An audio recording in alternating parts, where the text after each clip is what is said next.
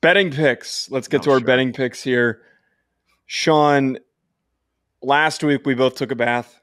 You went 0-3. I went 0-2-1. Right now, the standings sit at me being 12-5-1 at a 70% success rate. You are 8-10 with a wonderful 44% success rate. My first pick, Washington State plus 3.5 versus UCLA. This one doesn't make any sense to me. Why is Washington State, unless Cam Ward's out and I'm just missing something here, coming off of a bye, a 3-point dog against UCLA, who looked really bad against Utah? And Washington State has a good D-line. I love this pick. This might be my lock of the week. We're giving out LOTWs now. All right. Yeah. That's fine. That's a good pick. Washington State, good team, and fun to bet on as well because they put up a lot of points. I could like the overplay in this also. My first pick, Maryland getting 20 points versus Ohio State. A bit of an emotional dump for Ohio State recently. I still think they're a better team. Maryland, bit of a big momentum shift in the positive direction. I'm not saying they're a better team. I still think they don't lose by 3 touchdowns because this could be a Kyle McCord welcome back to reality game, because even though he played his best game ever against Notre Dame, it wasn't that great of a game at the same time. So Maryland been known to cause a little bit of fits, so I like this. It's too many points. Too many points for a Maryland team that's rolling. I do like that one. That is a very big line. Rutgers go to hell. Is back. You go to hell. With another tasty line. And you know what? If I found a line for Rutgers Wagner, I bet it would have hit because they smoked the fuck out of Wagner. -12 versus Wisconsin. They are a really good running team. I think that Wisconsin has shown signs of weakness. I'm not saying that this is a Rutgers upset, but I think 12 points is very, very tasty for the Scarlet Knights. Who's that idiot? Luke Fickell. Hey, get ready, jerk ass, because I'm not dealing with it another week. You Dude, need to lock the hell in. 5-0 against the spread. Are you kidding me? If they go 5-0 against the spread, I'm going to be insufferable. I won't be here on Sunday. They are the golden team. Covers. They're not the golden team. They're not the golden team. Your second pick? My second pick, UNC, only favored by 8 to Syracuse. Syracuse stinks. USC is good, or UNC is good. I think UNC is at home also, so I will take the good offense over the bad offense and the decent defense over the decent defense to cover 8 points. I'm cool with that. It's just a makes sense play for me. Syracuse's horrible defense made Clemson's offense look like USC. It made them look like they were potent and could move the ball. And we all know that that's just not true. So I do. That's actually a pretty quality pick there. Last one here, we got the fade off here. You know I'm taking Illinois -4. I'll give you the full. Okay. All right. Well, I got -4 on BetOnline. So give me. That's just changed. Give me Illinois -4 against Nebraska. Nebraska sucks, dude. Illinois has been bad. Illinois sucks. Nebraska sucks on a completely. I'm not saying they don't. Extra. I'm taking Nebraska getting 4 versus the fraud, double fraud soup, extra fraudulent, please, Illinois team that I gassed up like no other. And I still think they have NFL playmakers. And who's the idiot quarterback that you were trying to sell me on that's been Ole Miss transfer that's supposed to be the heart and soul? Altmaier, and he hasn't been great. Yeah. I'm just, no. Give me Nebraska. They need to do something this year. It's been tough sledding. All right. A couple other thoughts, though, before we end up wrapping up. First of all, the Oregon State coach was, for some reason, okay, so he was, I'm getting ahead of myself here. He was caught on camera giving a very interesting motion. Was that Jonathan Smith himself? Or was it I think it was Jonathan Smith. And during the Utah game, he made a motion implying that he was milking himself to imply to the team milk the clock because they were trying to win the game against Utah. Milking his chest area. Yes. Okay. Yes.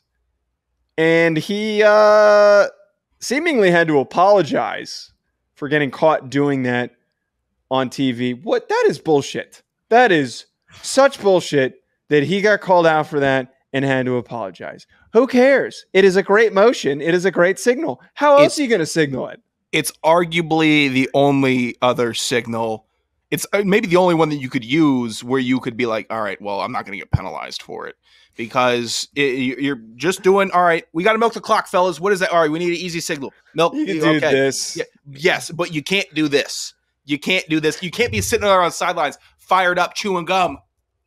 You can't be doing that on the sidelines. Okay. Jonathan Smith did nothing wrong. He shouldn't have to apologize. No. It's football. It's a good signal from the sideline.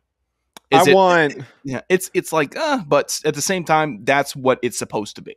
I want Jonathan Smith to come back with an even more inappropriate signal for the milk. I bet you can find one.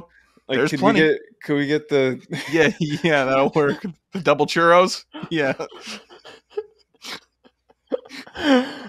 Second thing, midweek football is back this week, so we get to watch Wednesday games. We're taping this on a Tuesday. It's dropping, I think, Wednesday morning.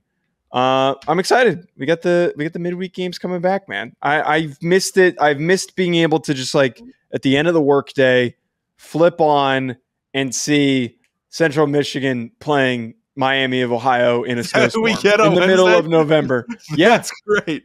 No, I don't think that one's one of the Wednesday games. Let me see. Wait, let me check what the do you have it pulled up? Jacksonville State, Middle Tennessee State. Yes. And then FIU, New Mexico State. Let's go.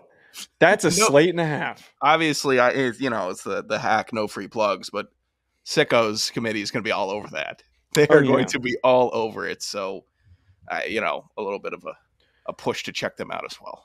All right. Last thing to talk about here before we wrap up. So, Desmond Reed for Western Carolina has been a fantastic player this year, has been somebody who is running his ass off, putting up insane production for a Western Carolina team that has not been a historically good football program. And we're actually going to be covering him on the FCS pod for anyone who tunes into that.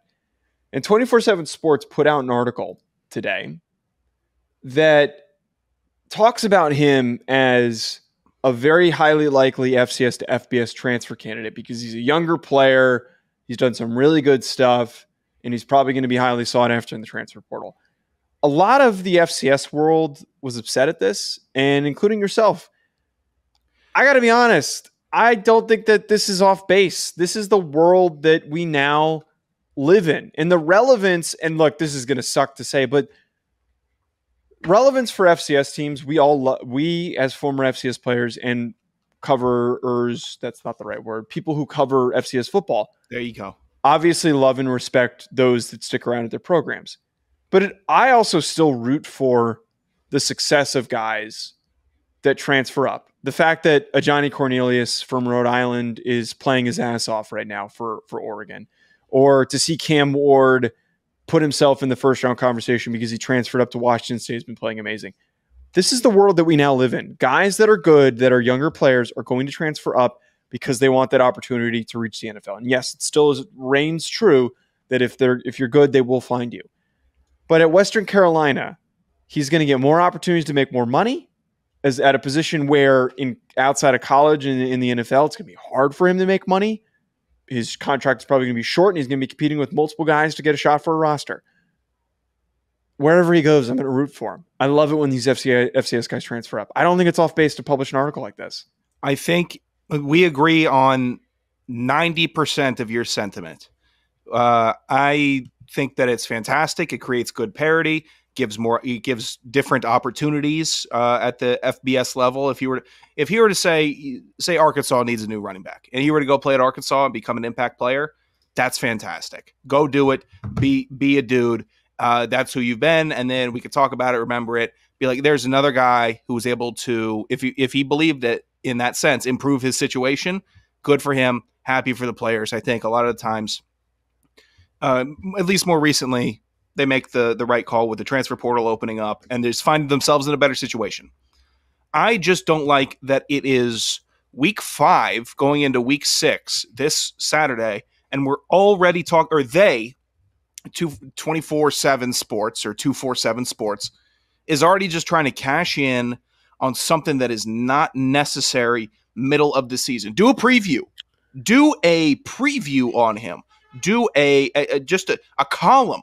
Anything but, hey, we can't wait for him to ditch this for this. Okay, Anything but the transfer portal's so hot and we need to cash in. And I know it's the world, but holy hell, are we really already talking about FCS to FBS transfer portal ups? Because here's the reality of it. Write a column on the kid playing well, and it's not hack. Write a column on the kid playing well. No one's going to fucking read it. Nobody cares to read it in the FBS space. Most of them don't even know that Western Carolina is an FCS program. Half the time when I tell people I played at Rhode Island, they ask me, is that a Division III school? Most people at big football programs don't care. Now people are talking about Western Carolina because of the fact that this kid is playing so well that he is good enough to be recognized as a likely Power 5 transfer that is going to be highly impactful when he does transfer or if he does decide to transfer. Then let's talk about it in January or December or anywhere else besides in the thick of a season, creating a distraction for not only Reed himself, but his teammates, his coaches, everybody. It's a distraction to already have stuff like this being published. What'd you say? I don't agree with that. You don't agree that this would be a distraction if stuff like this, if an article like this was posted about? There's coaches already in his DMs right now. I bet you that there's coaches in his DMs right now. I'm sure they are. Are they helping him by that, not by an article? This week? You want to know why they also publish an article like this? Because they probably talked to coaches who have said, "Yeah, we've already reached out to him." The tampering happens. This is the world that we live in. That's them. I hate this shit where we do this, where I'm going to cover my eyes and pretend the bad things don't happen in college football now that NIL. Am I doing that? No, but it's what the reaction to this. I'm saying it's a dumb time to post this article. It's a distraction for the team. Give him his distraction run for him. He deserves it. I'm fine with him getting run. Give him his run out after the season has ended and Western Carolina gets booted in the first round. He wasn't good enough. That's when you give him his run. He didn't get the opportunity to get recruited out of high school and be a big name, and now he gets the opportunity to be a big name and be on the national spotlight. And I agree. People are upset that he's getting that recognition. Why does it have to happen now, the first week of October? It's out of hand. I'm not saying it's inherently a bad thing. It is timed poorly. If I was sitting in the locker room and there was an article written about Joe DeLeone possibly getting looks at the next level, and we're going into week 6, I'm like, hey man, I'm sitting here. What the hell is going on? How different is this if how different is this if there's articles published referencing somebody rising on the NFL draft radar? How is there any difference between that? That's perfectly fine. That's perfectly fine. It's not school to school. Same thing. It's not school to school. It's not the same thing. At Joe DeLeone. Yeah, there it is. Joe loses the argument. No, I didn't lose the argument. Fuck you. I didn't lose the argument. I can't. Just because I don't want this to span 45 minutes. It doesn't need to span, but I'm just saying. I provided don't. You always did this. You always used to do this in the cafeteria when we used to argue with each other. That you'd be like, "Oh, chalk that one up," when there was no clear indication that you won the argument. Oh, cool. You got your goofy whiteboard and you're going to write down, Sean won an argument for once on the show. I don't think you wanted this all. And yes, obviously our listener base is probably going to side with you, but as somebody who thinks that it's ridiculous to get upset over something like this, it's unnecessary. I'm not upset about it. I'm just saying it's poorly timed. There's a nice little tally right there on my whiteboard.